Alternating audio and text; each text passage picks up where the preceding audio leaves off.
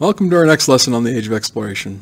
So, in all the lessons leading up to this, we've been focusing mostly just on European exploration. We're going to be covering that a little bit longer, but we actually are going to get into a lesson on Chinese exploration. Most people don't know that. The Chinese actually had their own Age of Exploration, but there's a big difference between the impact of European exploration versus the impact of Chinese exploration. So, the slide I have up next to me right now, you've seen the slide before. This was in the very first lesson. But the reason I'm going back to this is just to get back to the core part of just like, well, why did the exploration happen? Like, you know, how did it begin? Because we're going to be talking more about how it ends up, you could say. I shouldn't say ends up, but, well, yeah, how it ends up, consequences for good or for ill, and things like that. But just to reiterate, the main reason for exploration, when it just gets down to it, is Europeans were searching for a better life. A better life for cheaper, you could say. They wanted access to trade routes that they just didn't have, and that they knew if they could get, their lives would become much better. And by the way, they did. The average life of Europeans, the standard of living, their education levels and things like that started to go up.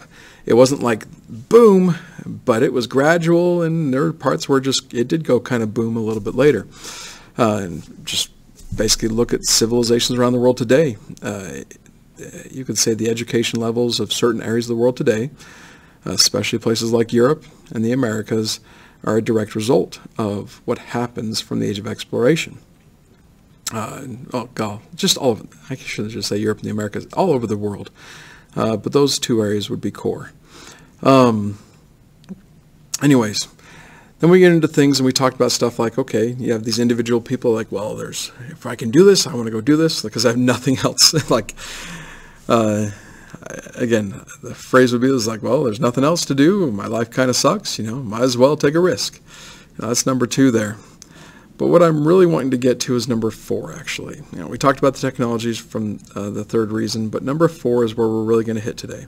Because again, when I introduce that, number 4 there, with the idea that the monarchs of Europe, the kingdoms of Europe, look to increase their wealth and power by establishing overseas empires in the sense of competition with each other, because you just can't let that other kingdom get bigger than you are, because they might come and just subdue you as well because they have so much wealth and power. So you need to keep on the up and up with that. This does become a bit of an overarching thing. So it wasn't in the beginning, like the idea of just looking for a better lifestyle, but this does become the big thing towards the end, you could say. And just looking at that, just going to go through all the stuff we've already covered so far, Incas and Aztecs, and get to this picture, or this map right here. Okay, just take a second and look at this map. You have the names of like which color is which kingdom and things like that. And if you're noticing, you're starting to see what was respectively tiny kingdoms in Western Europe, Spain, Portugal, France, England, later on Great Britain, and even tiny, tiny Netherlands. I don't know if you can see my pointer, sorry. It's just a tiny little orange there, and all of a sudden their colors are all over the world. The Portugal's got Brazil, they got coastlines of Africa over here in India. You have the Spanish with, holy cow, this feels like half the Americas under the control. The English are trying to get what they can. They got some of the coastlines of North America. They got a little bit of Africa. They're over in India. The French have a little bit of Africa over in India, and then a good chunk of North America as well. And even the little Dutch, they got They actually took that away from Portugal, by the way, South Africa. And they're over here in was called for forever the Dutch East Indies, and now it's Indonesia today.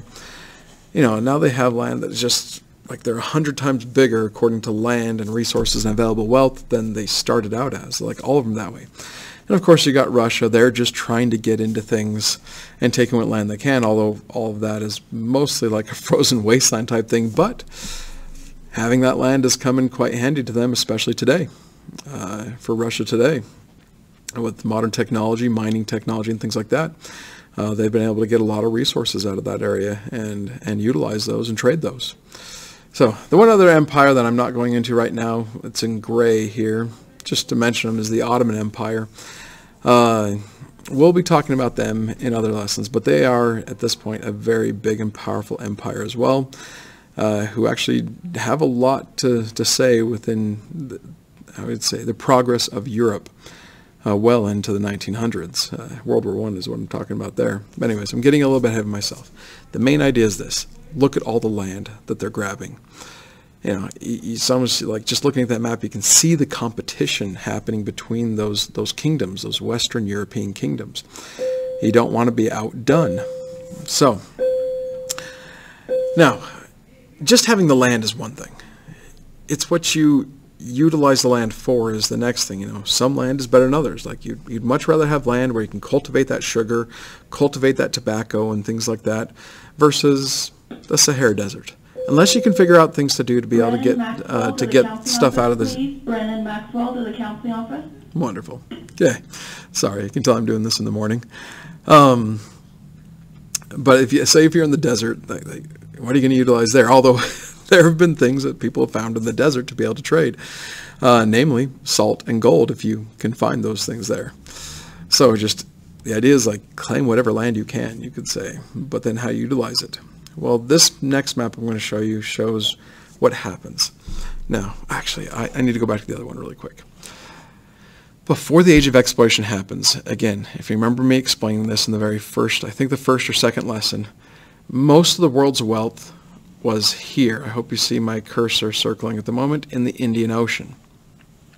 Now, that's where most of the world's wealth was. Once Europe taps into that, and starts pulling it all the way up here. Again, the world's wealth is still in the Indian Ocean, but then when the Europeans find the Americas, all of a sudden, the Atlantic Ocean becomes more of the world's center of trade. And it shifts the focus from places like India and China and East Africa and the Middle East over to places like North America, South America, Europe.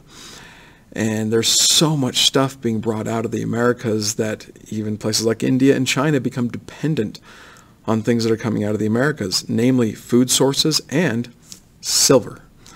Something I'm not going to get way into right now, but let's just say the Spanish and their silver mines really changed the world. In some cases, tank the world's economy, but I'm not going to go there right now. This is where I am going to go.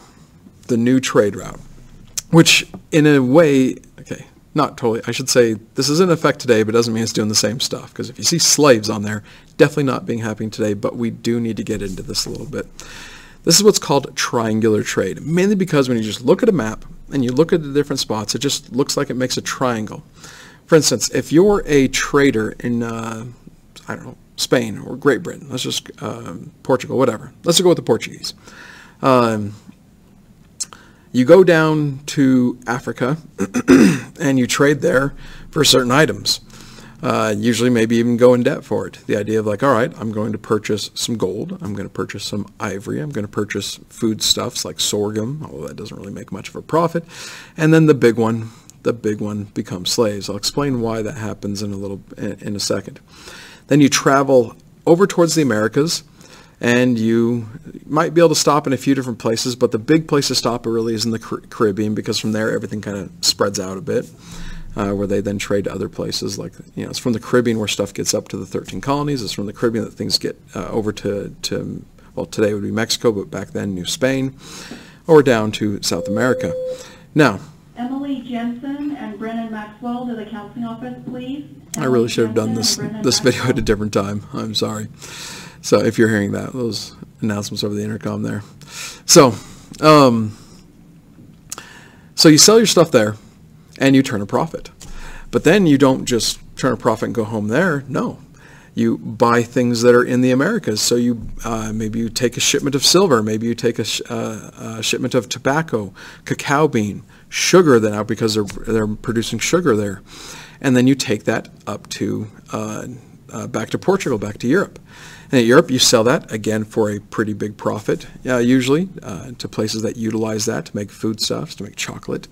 And to make clothing, to make manufactured goods, basically. And then you buy those manufactured goods and you take them again down to Africa. You sell them there because they need those manufactured goods there. You buy up more, say, things like gold, ivory, slaves, sorghum, other resources you can that you feel like you'd be able to turn for a profit. Sail over to the Americas, sell those things there. Then buy more resources, go back up to Portugal or to West Europe, I really should just say, sell them there to the manufacturing companies, buy, and you just keep building a profit as you keep going in that triangle of trade. I hope I've explained that well enough. Now, I feel like the whole idea of like, okay, buying molasses or cotton or silver and things like that, that's normal. Yeah, that's normal. But the slaves, that is just a... Come on, why'd they do that?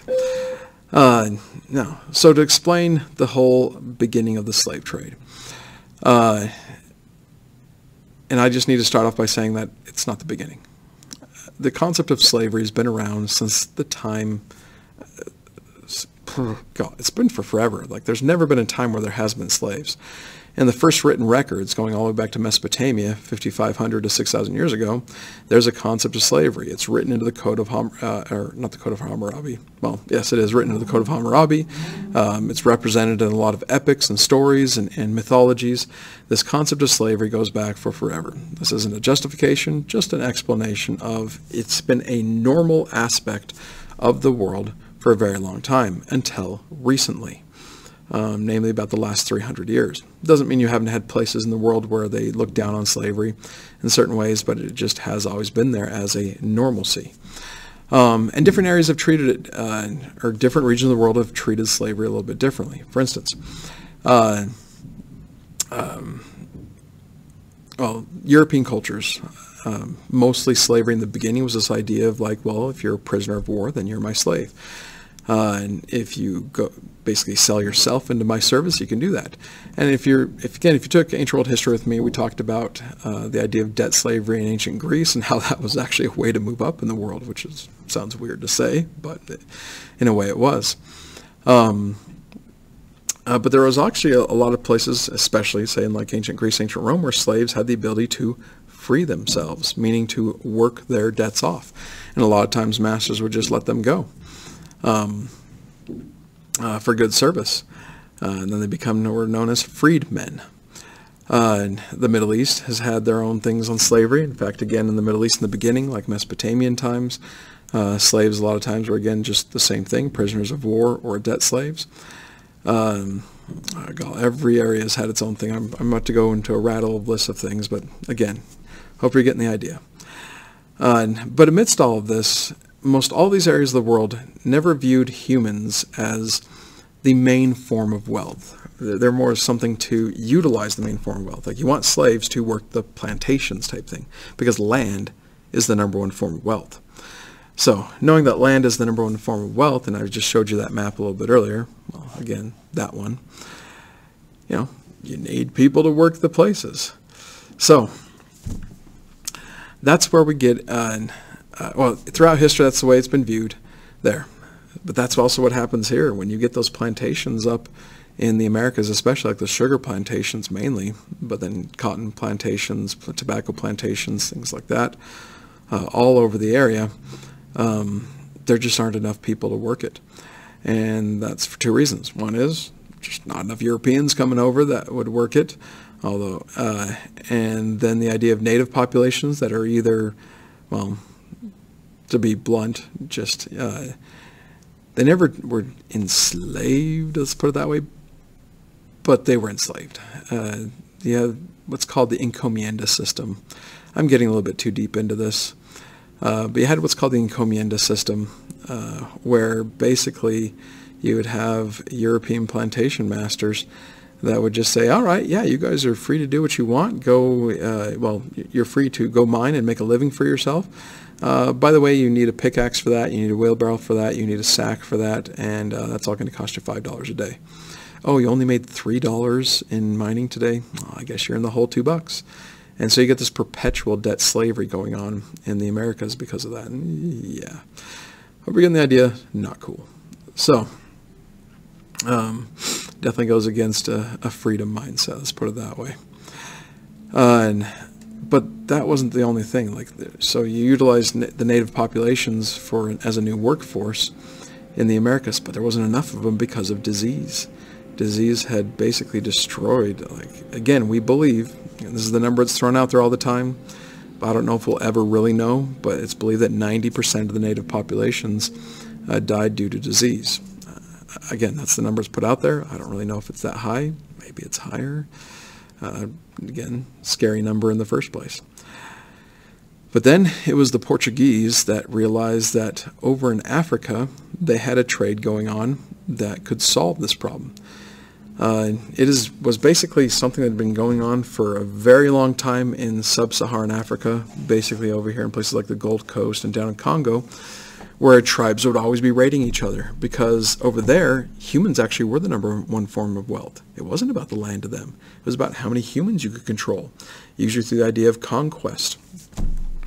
But in the mindsets of Africa, it was always like our tribe against your tribe, our village of 1,000 against your village of 1,000. We'll just try to get a couple of you. When the Portuguese come down and see that they're already basically just selling people, they're like, well, why don't we get into that? That'd be nice. We could use that slave population. We really need them over in Brazil and in the plantations in the Caribbean, things like that. So that's basically how the slave trade starts, in bringing everybody over. And this is really, when I put it this way, just understand I'm just being very light about this. It gets a bit out of hand. Let's put it that way. I hope you've had lessons before in just the Atlantic slave trade and stuff like that. And the only reason I'm going into this right now is to give you some context into how it happened, but it's something that plays into the age of exploration because of as a consequence of the age of exploration and this need for a labor force. You have the Portuguese and then later other European kingdoms utilizing what they feel like is like, well, if they're doing it to themselves already, we're just going to play into it. And then you get a shift. Again, it's believed that something like 30 million, am I getting that number right? Maybe it's 10 million. I need to look this up again, I'm sorry. But I know it's in the millions. Millions of Africans are bought and sold into slavery.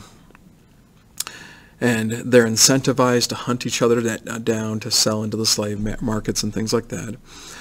And they're brought over to the Americas for over the course of basically 300 years, between the really gets going in earnest in late early 1600s, and in the 1700s, and starts dying down in the 1800s. With, by the way, those same kingdoms that started a lot of this, like the British and French, end up being some of the first empires we know of in world history to abolish slavery, where they get to this point where they just feel like it's immoral, and then in other cases it just isn't economical anymore.